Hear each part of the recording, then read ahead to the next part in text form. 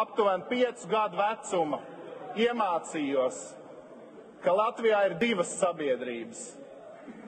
Ir mūsējie latvieši un ir okupanti. Un jau starp bērniem bija naids starp šīm divām grupām.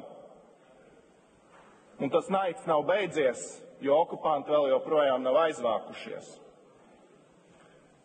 Es redzu, tas pats, ko Edvīns Šnore stāstīja par Otro pasaules karu Latvijā, par izvarotiem bērniem, par nošautiem sirmgalviem, to pašu mēs redzam Ukrainā šobrīd.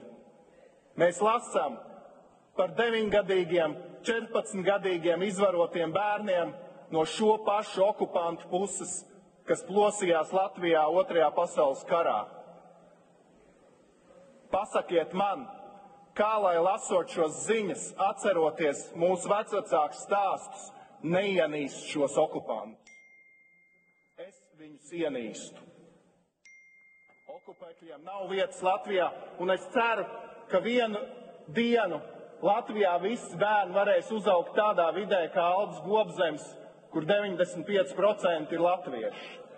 Es ceru, ka arī Ventspilī, Rīgā un Daugavpilī latviešu bērni varēs uzaugt šādā vidē.